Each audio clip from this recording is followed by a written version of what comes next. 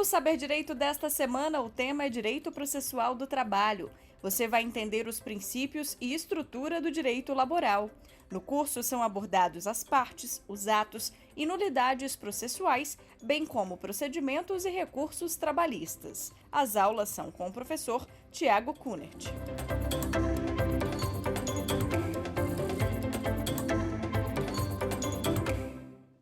Olá, meus amigos, estamos aqui de volta ao programa Saber Direito. Vamos dar continuidade à nossa aula de número 3, em que hoje iremos ver petição inicial, comissão de conciliação prévia e notificação das reclamadas. 3 temas importantíssimos em que merece a sua atenção, que está aí gastando um pouquinho do seu tempo e debruçando sobre o processo do trabalho, essa área de extrema importância dentro do direito.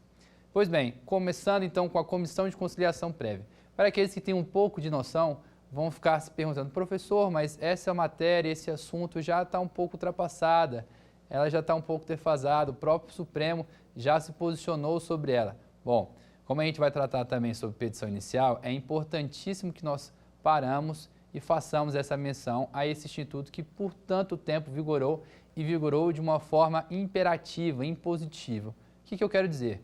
Gente, se vocês pegarem a palavra comissão de conciliação prévia, era um instituto que por muitos anos foi usado de forma compulsória. O que eu quero dizer com isso?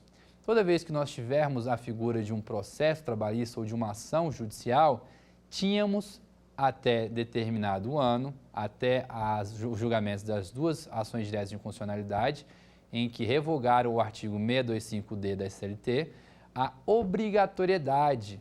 E, professor, que obrigatoriedade era essa? A obrigatoriedade de se passar por essa comissão previamente ou anterior à distribuição de uma ação trabalhista. Noutras palavras, para você aí que de repente piscou, perdeu um pouquinho a matéria, deu aquele sono, vamos lá, respira e vem comigo de novo. Comissão de conciliação prévia, o que a gente tem de importante para tratar? Ela era obrigatória até meados dos anos 2000, salvo engano, data que pouco importa para a gente, mas apenas para fins de explicação. De modo que hoje ela não é mais obrigatória. Professor, mas antes faça um paralelo, então explique como era e diga como é hoje, para a gente poder então não ter qualquer tipo de dúvida e assimilar melhor a matéria. Então vamos com a gente. Repetindo, antes, se você decidia ajuizar uma ação trabalhista, gostaria de processar seu ex-empregador, buscar direitos na Justiça do Trabalho, você, por força de lei, um artigo que estava contemplado na CLT, não poderia ter o livre acesso ao Poder Judiciário. Como dito em outras aulas, está lá na Constituição Federal assegurado. Você tem amplo acesso, você tem esse direito e não pode ter qualquer tipo de obstáculo em que você não veja o Estado, o Poder Judiciário, dizendo, proclamando o direito que porventura seja seu. Então, essa comissão acabava por criar esse nó, esse empecilho, essa barreira para que você, enquanto parte, desejasse se utilizar do mecanismo de uma reclamação trabalhista ou outras, porventura, já estudadas, como, por exemplo, a própria ação de consignação em pagamento, dita nas aulas anteriores. Agora, isso, nos últimos anos, foi analisado pelo Supremo e foi declarado inconstitucional esse artigo, porque ele obstava, como dito, o direito de ação. E ele funcionava da seguinte forma, ou melhor, ele ainda funciona, só que não mais com certa obrigatoriedade. São comissões paritárias, tá? Ou seja, o que há de um lado tem de haver em outro. Representantes de empregados e de empregadores. Na prática, pessoal, ela ainda existe, ela ainda funciona, mas apenas perdeu, repito, sua obrigatoriedade. Ela deixou de ser obrigatória e passou a ser facultativa.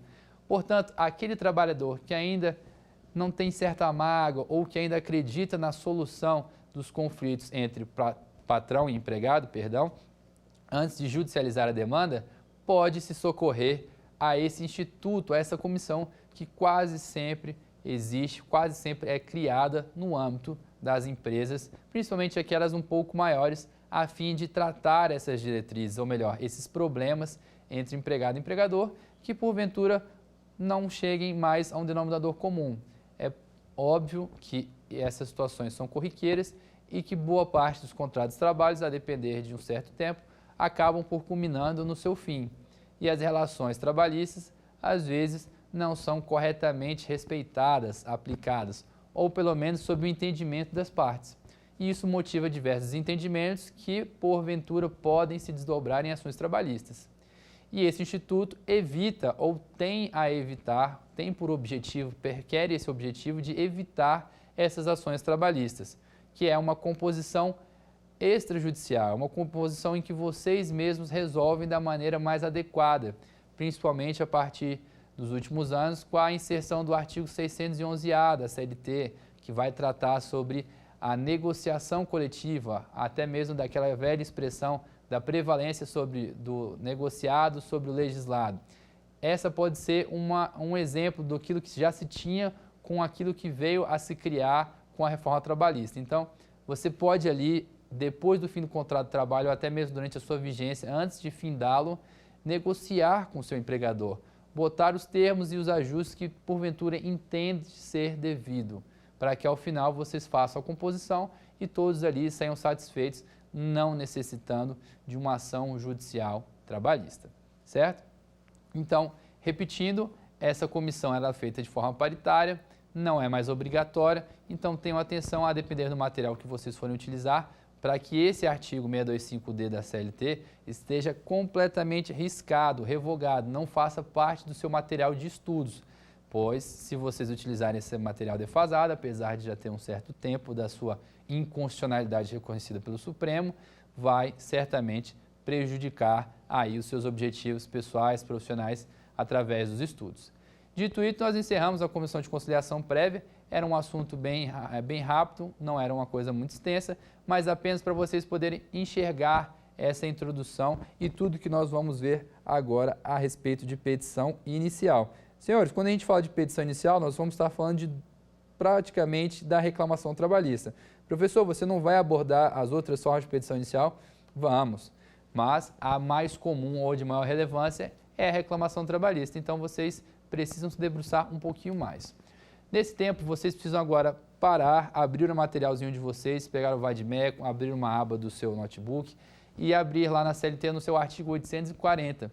Por que eu estou dizendo isso? Ele é um artigo riquíssimo, tem uma série de exigências, uma série de detalhes, então pode ser que vocês, porventura, se percam com a quantidade de informações que nós vamos ver a partir de agora. Ele é o nosso marco inicial, é a partir dele que nós vamos ver todas as formas em termos estruturais de petição inicial trabalhista, certo? Quando a gente fala então de petição inicial trabalhista, antes mesmo de adentrar a reclamação, que é a figura de maior destaque no processo de trabalho, eu questiono a vocês a seguinte indagação. Temos quais formas, quais modalidades de se apresentar, de se distribuir, de se protocolar uma petição inicial? Bom, professor, até onde eu sei, tem que escrever, tem que protocolar e para mim é escrita. Afinal de contas, imagina contar uma história toda e tentar traduzir isso de forma oral em 30 páginas, 40 páginas. É possível? Senhores, você tem uma primeira observação que é específica do processo de trabalho e que não é muito aplicado, muito praticado em outras áreas do direito. Aqui nós temos duas formas, a modalidade de reclamação escrita e a verbal.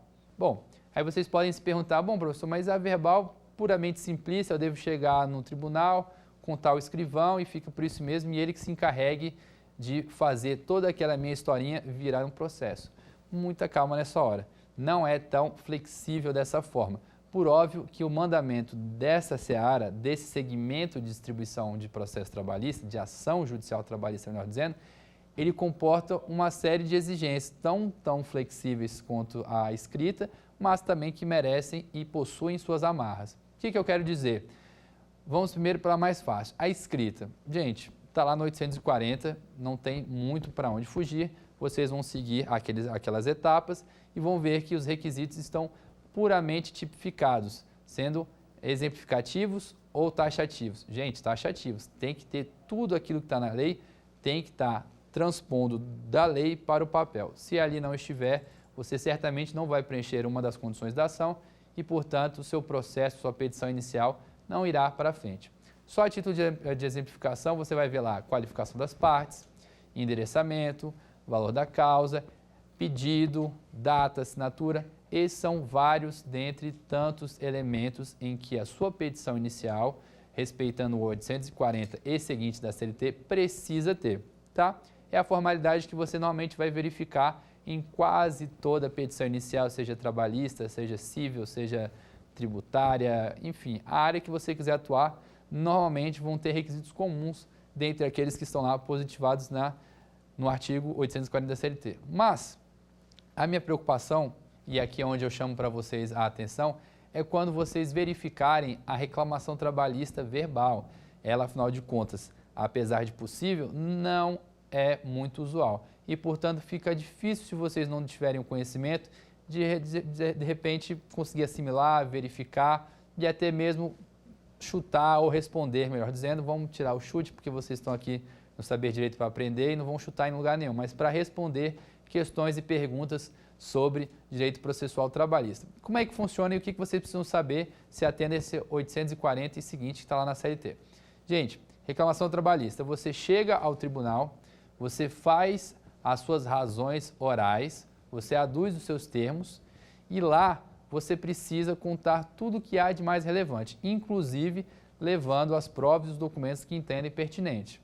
Passado esse primeiro momento em que você aduz, você faz a sua história acontecer, ou melhor, você conta de fato o que houve e o que deseja buscar pelo judiciário, você dali sai e, por exigência legal, deverá retornar em até 5 dias para a redução a termo.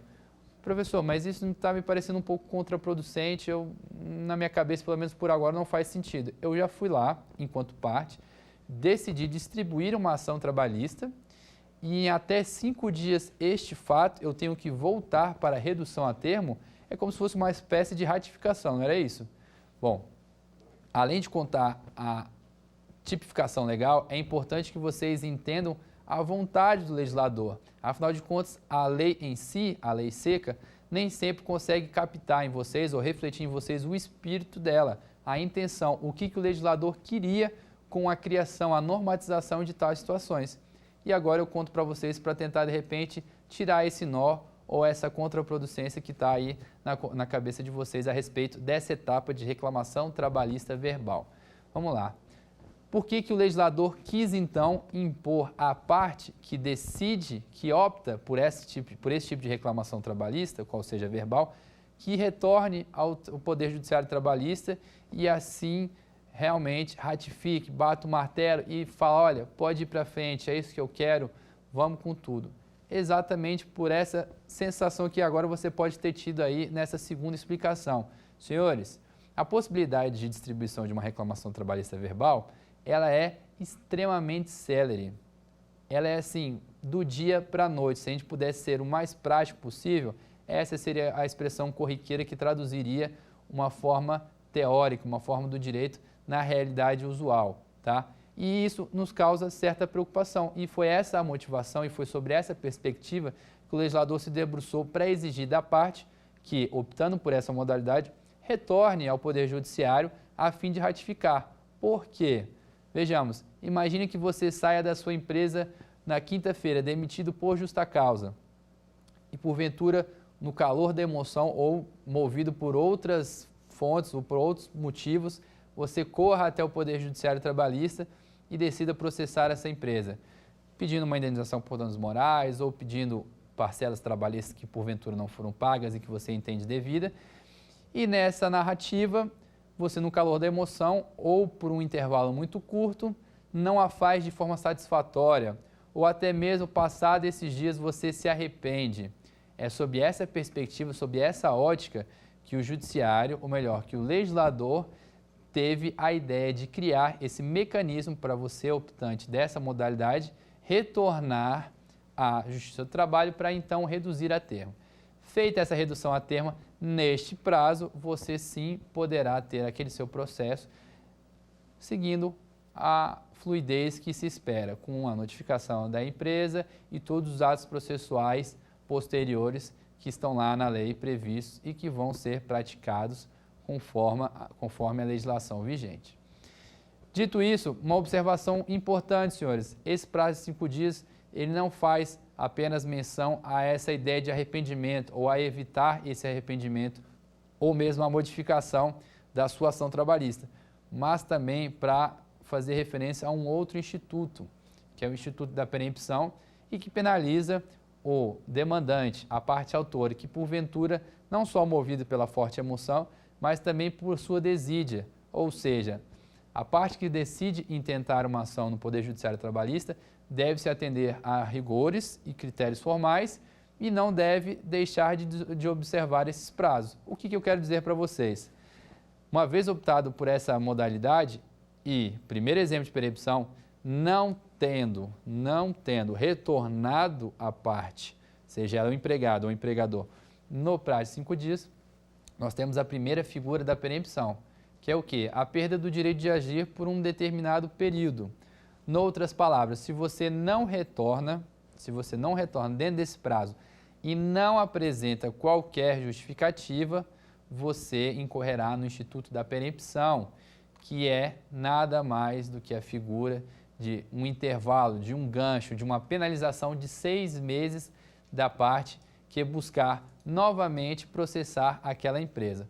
Vamos lá, vamos tentar ficar um pouco mais prático, um pouco mais fácil para você aí respirar um pouco mais e entender com mais tranquilidade esse assunto. Se você optou pela reclamação trabalhista verbal e não voltou no prazo de 5 dias após a sua distribuição ou após você ter contado aquela história que você decidiu mostrar ao judiciário, você vai ter uma penalidade, porque o judiciário estava aguardando você para que pudesse ratificar esses termos e, enfim, dar prosseguimento à ação.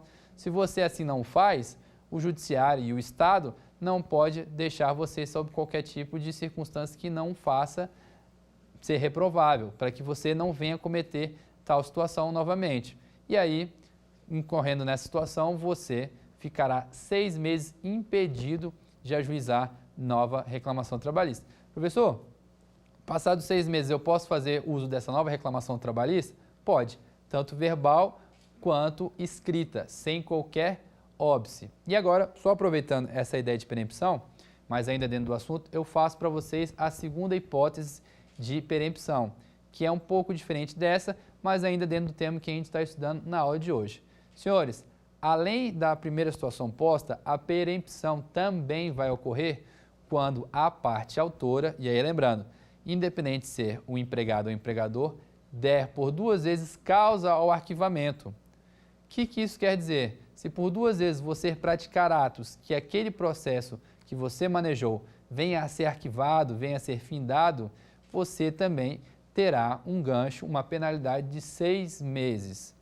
Professor, eu lembro de estudar no direito material que tinha um outro prazo também para a gente poder respeitar na hora de distribuir a ação trabalhista. Não tinha isso? Exatamente. Você tem o prazo, ou melhor, os 2 prazos a serem observados quando você decide ajuizar uma ação trabalhista, que são as prescrições bienais e quinquenais. Então, atentem-se. Se você tiver esse tipo de situação, veja lá que além do prazo de 6 meses, nós temos que observar essa prescrição. Por óbvio que aqui fica uma ressalva que toda vez que você ajuiza uma ação trabalhista, você interrompe esse instituto da prescrição para aquelas verbas que foram vinculadas à petição inicial. Portanto, se você distribuiu uma ação trabalhista, não deu certo, deu causa ao arquivamento. E professor, como poderia ser esse exemplo? Muito fácil. Se você ajuiza a ação trabalhista e é um ex-funcionário e não comparece à audiência de conciliação, esse processo será arquivado e você colocará fim a essa ação. Se porventura você decida novamente ajuizar a ação e nesta segunda ação, pelo mesmo motivo ou por qualquer outro, que culmine no arquivamento do processo, você aí sim terá a perempção, que é a perda do direito de agir pelos 6 meses subsequentes. Se você ainda tiver um período, se ainda remanescer um período dentro dessa prescrição bienal e ainda possibilite você a ajuizar essa ação, tudo bem. Senão a gente vai ficar atento aí a outra regrinha de prazo, que não é essa só dos 6 meses, mas também aquela dos 2 anos. Relembrando, mais uma vez, que de uma vez ajuizada a ação, aqueles pedidos que ali estiverem relacionados estarão com a prescrição suspensa. É bom sempre lembrar que uma vez que você decida optar por uma nova reclamação, se incluir novos pedidos, esses não estarão abarcados pela interrupção da prescrição.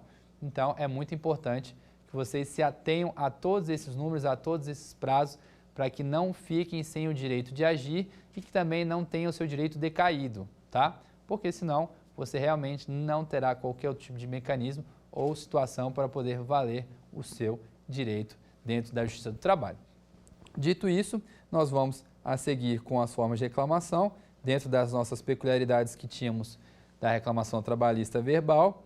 Nós temos agora aqui, então, a observância dos requisitos da petição inicial. Afinal de contas, tratamos tanto da modalidade escrita quanto da verbal e agora a gente consegue enxergar, então, os requisitos. Como dito há pouco, senhores, nós temos lá a qualificação das partes, ou melhor, vamos tentar trabalhar aqui de uma forma mais estrutural e lógica, partindo do pressuposto da nossa primeira linha da petição inicial. Nós precisamos dirigir, saber para quem que nós vamos mandar ela, afinal de contas, eu preciso saber se a ação vai ser julgada em Brasília, se vai ser julgada em Minas, se vai ser julgada em Manaus, em qualquer lugar que seja. É preciso que haja um direcionamento, ou seja, o endereçamento é um dos requisitos da petição inicial. O próximo, pela sequência lógica, é a qualificação das partes. Por óbvio, você precisa se identificar e precisa identificar a parte na qual você deseja ou busca determinados direitos trabalhistas. Perfeito? Se não fosse dessa forma, seria praticamente impossível que o juiz ou o poder estatal, por meio do judiciário trabalhista, proclamasse um resultado e perquirisse as verbas que ali estão sendo buscadas. Seguindo, você passa para a breve exposição dos fatos que resulte o dissídio. É mais ou menos essa expressão longa que traduz em nada mais, nada menos do que aquilo que você busca no Poder Judiciário Trabalhista. Você vai contar o que houve ao longo do contrato de trabalho, as suas razões de inconformismo, num breve relato, para depois propriamente adentrar ao mérito. Então você vai contextualizar nessa parte introdutória, nessa breve exposição, aquilo que houve, aquilo que aconteceu, o que te desagradou e aquilo que você busca dentro do Poder Judiciário. Passado isso, você vai propriamente para a parte do mérito, tem que ter lá o pedido. Então, o pedido é uma das partes, ou melhor, um dos requisitos essenciais à petição inicial. Feitos os pedidos, você vai para o desfecho da sua petição inicial, para o desfecho da sua reclamação trabalhista. Lá nós vamos ter como requisitos obrigatórios a data, a assinatura e o valor da causa. Aqui, senhores, nós vamos ver que há uma pequena diferenciação que acabou se perdendo com a reforma trabalhista. Nós tínhamos e ainda temos 3 ritos no processo de trabalho: o ordinário, o sumário e o sumaríssimo. Antes da reforma trabalhista, no sumaríssimo era dispensável, melhor, era obrigatório a indicação do valor da causa, por ser algo mais simplório, algo mais objetivo e até 40 salários mínimos. Então entendia o legislador que a parte que demandasse em juízo tinha condições, tinha mecanismo para poder quantificar aquilo que se buscava na justiça. Passado isso, ou seja, superado o sumaríssimo e indo para o ordinário, que é, em regra, o mais utilizado na Justiça do Trabalho, nós não tínhamos essa exigência. Com o advento da legislação que alterou a CLT em 2017, nós colocamos todos os elementos, todos os ritos, em condições de igualdade, ou seja, em qualquer que seja o seu rito, há a necessidade de indicação do valor da causa e, portanto, a liquidação dos pedidos. Então, para você que ainda está anotando os requisitos da petição inicial, pode botar que um deles é o valor da causa. Liquidação dos pedidos fica como critério de desdobramento, mas a lei trata valor da causa, tá? Mas para a prática, vocês entendam que cada pedido em separado merece a sua quantificação e o seu valor em pecúnia. Se não for dessa forma, você não vai preencher os requisitos e, portanto, o juiz não vai receber a sua petição inicial. Se ele não receber a sua petição inicial, o processo não vai para frente e você não vai conseguir perquirir os direitos que buscam ali naquela justiça especializada. Diante disso, senhores, passados os requisitos e superado toda essa questão estrutural, agora temos uma situação apta, uma realidade, um processo. Realmente começamos a visualizar aquilo que tanto buscamos, que é a materialização do seu processo. E a partir disso, nós temos 3 situações que ainda assim podem se desdobrar, mesmo com o preenchimento desses requisitos mínimos estruturais da petição inicial, que nesse exato momento estamos focados apenas na reclamação trabalhista. Mas lembrando que podemos ter vários outros, assim como uma mandado de segurança, uma ação rescisória, um dissídio coletivo, uma ação de consignação e pagamento, entre outras petições iniciais do processo do trabalho. Mas, por hora, fiquemos aqui com a reclamação trabalhista porque ela abrange quase todas as situações legislativas, ou melhor dizendo, processuais do nosso segmento e da nossa aula de hoje. Portanto, o que eu quero tratar com vocês agora após essa etapa estrutural? 3 situações que vão provavelmente nos traduzir em alguns percalços, alguns erros, algumas situações que vão fugir do cotidiano, que são situações em que poderão desdobrar na emenda, no aditamento e no indeferimento da petição inicial. Então, anotem aí porque nós vamos destrinchar as 3 situações que podem advir após a distribuição de uma reclamação trabalhista. Repetindo, emenda, aditamento e indeferimento da petição inicial. Senhores, vamos lá e nada mais justo do que conceituar cada uma delas comparando um a um a fim de fazermos o melhor dos conceitos para você que está aí estudando com a gente. Então vamos lá, a emenda da petição inicial, o que ela é isso, quando ela surge, o que ela faz, onde ela vive, enfim, como é essa figura de emenda da petição inicial. Gente, a emenda da petição inicial, ela surge pela necessidade da correção de um vício sanável. O que isso quer dizer? Olha, bem próximo do que é o processo civil, aqui nós também pegamos boa parte daqueles requisitos e da história da emenda da petição inicial. Em termos práticos, quando é que a gente vai visualizar isso? Toda vez que a sua reclamação trabalhista, toda vez que a sua petição inicial, ela faltar, ela não contiver algum dos elementos essenciais, desde que esses elementos sejam corrigíveis, sejam sanáveis. Caso contrário, se eles não forem sanáveis, nós não teremos a figura, a possibilidade desse instituto, que é a emenda da petição inicial. Então, fiquem atentos a essa informação. Toda vez que vocês se depararem com esses institutos, toda vez que vocês, porventura, estiverem estudando ou até mesmo profissionalmente se depararem com essa nomenclatura, saibam que, porventura, vocês acabaram escorregando em algum momento e não preenchendo todos os requisitos necessários que a lei condiciona para a propositura e a distribuição de uma reclamação trabalhista. Pois bem, dito o que era emenda à petição inicial, nós vamos lá para a questão do aditamento da petição inicial. Aqui eu vou ter que me contradizer só um pouquinho, porque em todas as aulas eu disse que a semântica nos ajudava. Se você ficasse na dúvida, você ia lá, tentava pegar a palavrinha, o que essa palavra significa, e a partir daí eu vou conseguir enxergar um conceito, uma luz e vou resolver o meu problema de estudo, seja ele qual for. Aqui a gente vai ficar um pouquinho defasado. Por quê? Quando a gente fala de aditamento, qual que é a sua principal ideia em termos de português? Aditamento lembra que palavra? Não lembra talvez adição? Adição, soma, soma lembra acrescentar.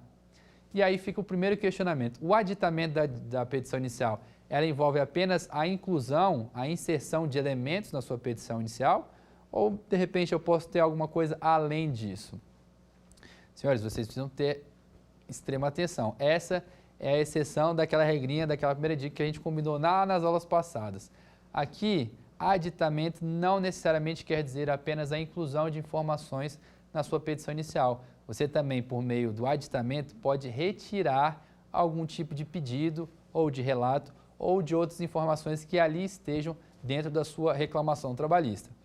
Professor, tudo bem. E como é que ela surge? Quando é que eu posso, então, aditar? Qual é o momento processual? Qual é o tempo, modo, parte de mim, ou parte do legislador, ou parte do juiz? Quem é que proporciona essa possibilidade de aditar a petição inicial? Vamos lá. O aditamento da petição inicial, ela surge não por um vício, não por um erro, mas sim por vontade da parte. O que eu quero dizer? Na primeira situação, quando a gente tratava da emenda, a correção, seja para incluir ou seja para retirar algo que ali esteja, vai por vontade do juiz. Ele o provoca e diz, olha, essa determinada situação ela não está correta, ou aqui está faltando tal ponto. E esse vício, repetindo, ele é sanável. No aditamento, não. O aditamento é puramente por vontade da parte. E aí aqui eu tenho que dividir em 3 partes, afinal de contas, a parte também não pode aditar a qualquer momento, a qualquer hora e a qualquer tempo. Quando a gente fala de aditamento da petição inicial, nós temos a seguinte situação e divisão em marcos temporais. Até a apresentação da peça defensiva. Até esse momento, até a apresentação da contestação, a parte autora pode, sem anuência, de qualquer forma, inserir ou retirar elementos da sua reclamação trabalhista. Passado esse momento, ou seja, após a contestação, nós vamos para o segundo marco teórico, o nosso segundo divisor de águas, melhor dizendo. Passada essa apresentação, ou seja, protocolada a contestação nos autos, a parte ainda poderá aditar a petição inicial, lembrando que esse aditamento também significa a retirada de alguns elementos, mas estará condicionada à anuência da outra parte. Então, se a reclamada, se a empresa, porventura, achar que aquela inclusão ou que aquela modificação não esteja lhe favorável, não esteja lhe sendo favorável, ela pode se negar. E uma vez acontecendo isso, a empresa, feito isso por meio inequívoco, escrito ou qualquer outra manifestação, inclusive por audiência, a parte que se viu na intenção de aditar terá prejudicado essa oportunidade, não tendo então a sua reclamação trabalhista a modificação que lhe era pretendida. Passado isso, nós temos então a terceira e última hipótese, que é após o início da instrução processual. Uma vez iniciada a instrução processual, e aí aqui fica a ressalva, ainda que ambas as partes concordem, elas não poderão objetivar, elas não poderão transacionar sobre essa inserção, sobre essa modificação da reclamação trabalhista. Se elas não poderão transacionar, significa que esse é o nosso prazo final. Em outras palavras, se você decide, após a contestação e após iniciada a instrução processual, aditar a sua petição inicial, ainda que a parte contrária deseje, ou melhor, concorde, esta modificação não poderá ocorrer. Tá? Isso é até um paralelo que a gente tinha comentado no princípio da conciliação nas outras aulas. Lembra que eu falei para vocês, olha, ainda que as partes estejam de comum acordo para fazerem a composição, o juiz ainda pode se negar a homologar o acordo? Aqui, gente, é a mesma coisa. Ainda que as partes concordem a respeito do aditamento da petição inicial, o juiz vai falar, olha, o momento oportuno para tal situação já se findou. Não temos mais como aditar. Afinal de contas, nós precisamos desse limite, porque senão a parte ficaria sem uma legislação que pudesse proibir esse aditamento a qualquer tempo. E seria essa a realidade se nós não tivéssemos, então, esse divisor de águas. Portanto, recapitulando, os três tempos são antes da apresentação da defesa, após a apresentação da defesa e após iniciada a instrução processual. Afinal de contas, nós já temos ali todos os elementos. Não me parece razoável que no início da instrução, quando o juiz fosse fazer a colheita de provas testemunhais ou análise de outras provas como as periciais, parasse o processo, aditasse a inicial, concedesse novo prazo para a reclamada se manifestar e retrocedesse com tudo aquilo que foi praticado. Nós não teríamos aí a observância da celeridade e da economia processual. Então, a respeito desses requisitos e dessas observações, nós ficamos com esses elementos que vocês precisam ter em mente de uma forma bem tranquila, certo? Passado isso, nós vamos para outra etapa da aula, que envolve 3 tipos de situações em relação à sua petição inicial, que aí envolve os requisitos, que aqueles que dito anteriormente eram obrigatórios, nesses que eu vou falar agora são facultativos. Então, citações e provas, o valor da causa a gente vai botar um asterisco aí e já fala dele, mas os 2 primeiros, citação e valor da causa como requisito da petição inicial, eles são facultativos, não são obrigatórios. Por quê, professor? Bom, se vocês, porventura, já tiverem parado um pouco para poder olhar a respeito de como é uma petição inicial, como é uma reclamação trabalhista, ou até mesmo as outras de outros segmentos do direito processual civil, penal, enfim, qualquer que seja a área, vai ver que toda a estruturação, ela quase sempre se identifica com aquela tratada no direito processual trabalhista. Porém, a citação, a notificação, como nós dizemos aqui no processo de trabalho, ela é dispensável. Professor, mas então você quer dizer que eu não preciso pedir para que a outra parte, querendo se manifeste, conteste, apareça no processo? Exatamente. Em regra, se você verificar as outras legislações processuais, você vai se deparar com a seguinte situação: a obrigatoriedade do pedido de intimação da parte contrária, seja por oficial de justiça, seja por hora certa, seja por edital, enfim, da modalidade como você achar pertinente e como a legislação permitir. Aqui, este pedido, este requisito da petição inicial, ele é dispensável, porque a própria CLT, como já dito em outras aulas, contempla essa possibilidade. Lembra que a gente estudou as notificações e os prazos de 48, 48 e 5 dias? Então, aquela estruturação legal, a partir do 840 e seguintes, você vai verificar que independe do seu pedido, independe da sua vontade, a própria lei já atribui ao servidor, ao escrivão, essa obrigação. Portanto, se você esquecer, se você não colocar o modo ou a forma como a notificação deverá ser feita, isso não causará qualquer tipo de prejuízo a você, certo? Então, é algo que é dispensável. Se você quiser colocar, bem, se não, tudo bem. Professor, e como é que é feito mesmo as notificações? Como é que são feitas mesmo as notificações do processo de trabalho? Em regra, por via postal. Não que as outras admitidas e previstas na lei não possam ser utilizadas, mas, em regra, a citação será via postal, correios. Senhores, e o nosso segundo critério, a nossa segunda observação, já que estamos tratando ainda de requisitos da petição inicial, que agora não os obrigatórios, mas sim os facultativos, diz respeita às provas, desrespeitam as provas. Bom, normalmente quando você termina uma reclamação trabalhista ou qualquer tipo de petição inicial, você elenca, você fala ao juiz, olha, eu queria produzir uma prova pericial, eu queria fazer uma prova testemunhal, eu queria uma prova documental.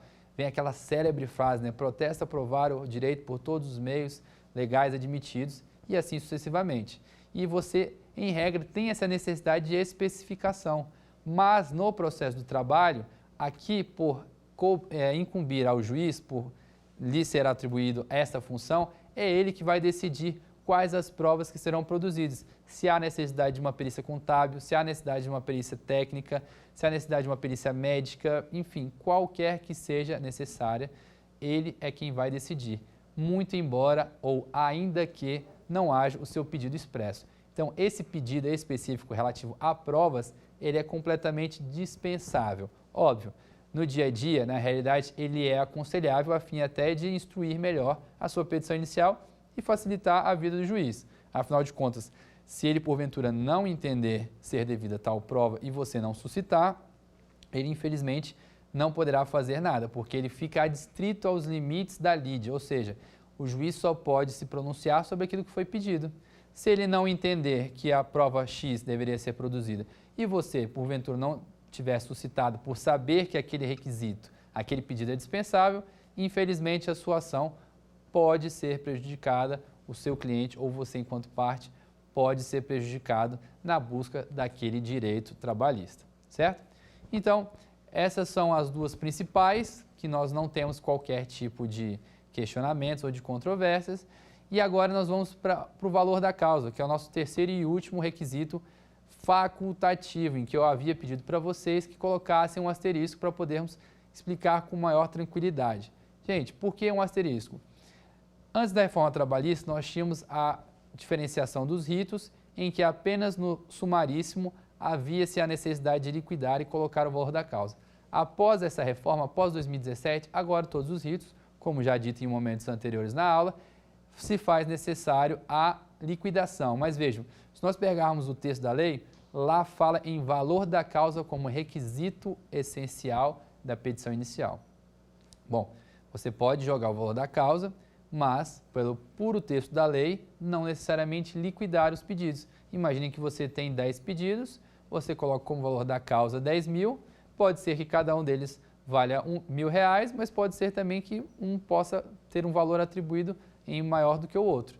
Essa atribuição, essa liquidação não fica expressa na lei, mas pela prática e pelo entendimento jurisprudencial, tudo que nós já temos visto desde 2017 para cá, muito embora a lei seja defasada nesse momento, muito embora a lei não contemple de forma expressa, você obrigatoriamente necessita que faça a liquidação dos seus pedidos. Porque se você não fizer a liquidação dos pedidos e apenas colocar o valor da causa, que é a observância e a palavra contida na lei, a sua reclamação trabalhista não vai ter prosseguimento, ela não vai ter todos os elementos, tá? Muito embora isso esteja dentro daquilo que a gente esteja tratando como facultativo, você precisa botar esse asterisco porque o valor da causa ele é obrigatório, mas a liquidação dos pedidos entende-se que é facultativa. A gente fica então num dilema total, porque como nós vamos atribuir o valor da causa e não vamos liquidar os pedidos, não vamos botar a quantificação, o valor em pecúnica.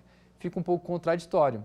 Muitas pessoas não fazem e aí vai do entendimento de juiz para juiz, mas a regra, o posicionamento já dos tribunais superiores é que, além do valor da causa, a lei também quis prever, não como facultativo, mas como obrigatório, a liquidação dos pedidos, certo?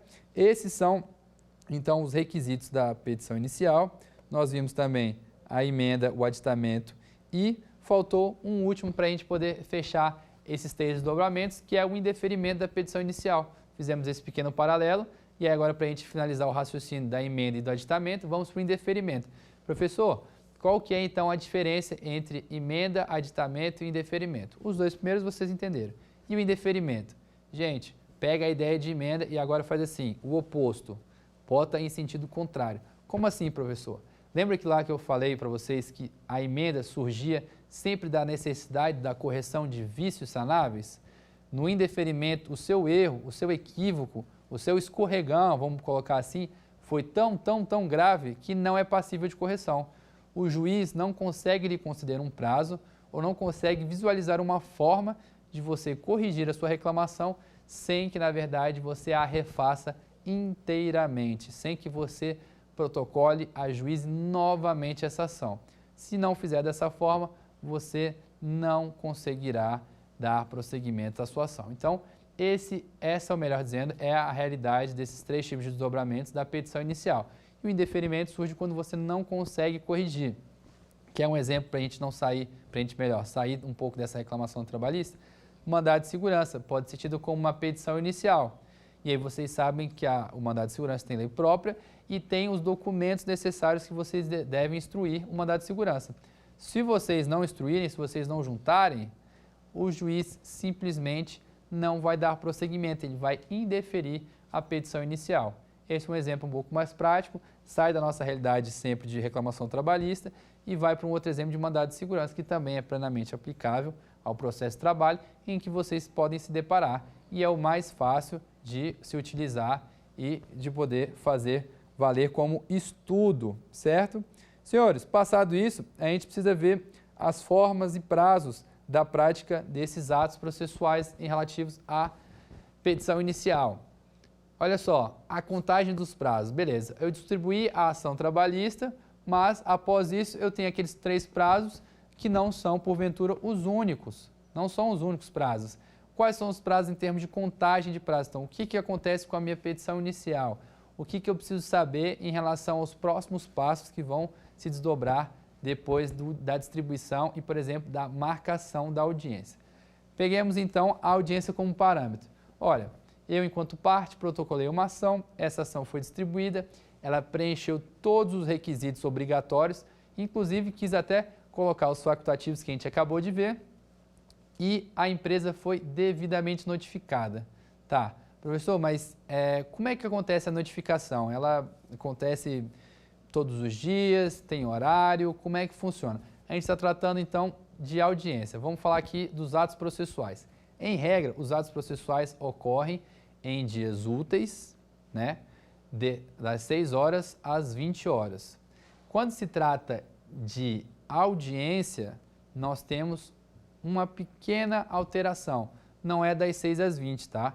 Vocês podem ver lá nos artigos da CLT que tem uma outra realidade em que se começa a partir das 8 horas, tá? Às 8 horas nós vamos ter a prática específica.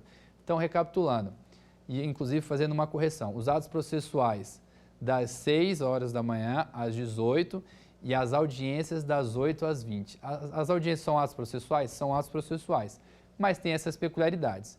E, professor, você me falou os 2 horários, dos atos processuais e da audiência.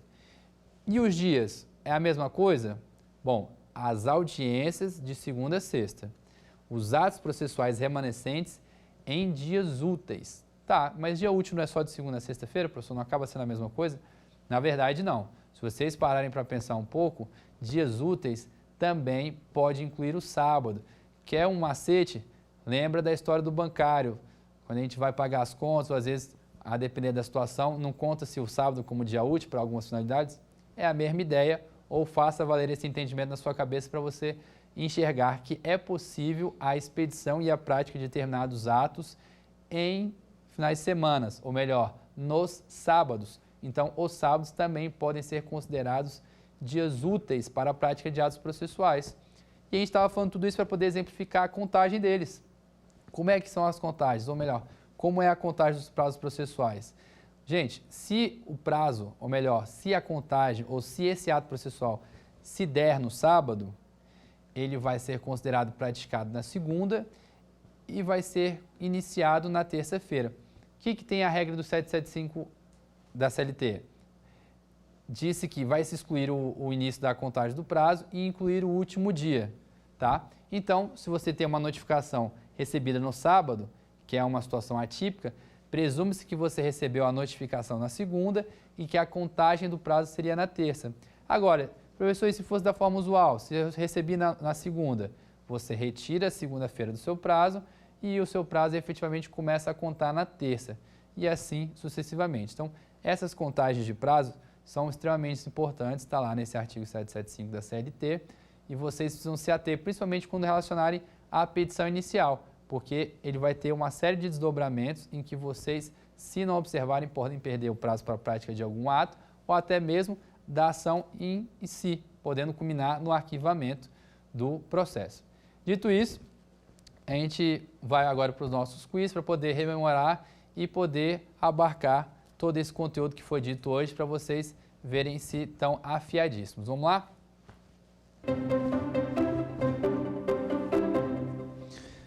Está aqui na tela. Considerando a sistemática processual vigente, a respeito das modalidades de distribuição da petição inicial trabalhista, assinale a afirmativa correta. Item A. Poderá ser apenas escrita, considerando as alterações contidas na reforma trabalhista. Item B. Visando a celeridade e economia processual, admite-se apenas a modalidade de petição inicial verbal. Item C. Poderá ser verbal, sem redução a termo, haja vista a simplicidade de tal modalidade. E, por fim, letra D. Poderá ser escrita ou verbal. Senhores, pelo que a gente viu ao longo das nossas aulas, a alternativa correta, então, é o item D. Certo? Com toda certeza vocês acertaram aí. Passamos, então, para a nossa segunda pergunta do quiz de hoje. A respeito das ações plurimas e requisitos de validade da petição inicial, responda corretamente qual alternativa representa a forma legal da reclamação. Alternativa A. Sendo várias reclamações, estas obrigatoriamente serão distribuídas a juízos distintos em que pese a identidade da matéria. Alternativa B. Sendo várias reclamações, a reunião destas em um mesmo processo ficará a cargo do juízo prevento, que expedirá a devida comunicação aos demais. A alternativa C. Sendo várias reclamações, havendo identidade de matérias e empregados da mesma empresa, poderão as reclamações serem acumuladas numa só. E, por fim, nossa última alternativa, o direito do trabalho não admite o Instituto das Ações Plurimas. Então, na tela, a nossa alternativa correta é o item C. Certamente vocês aí também que prestaram atenção na nossa aula de hoje, gabaritaram esse item e, portanto, vamos para a nossa última pergunta do quiz de hoje.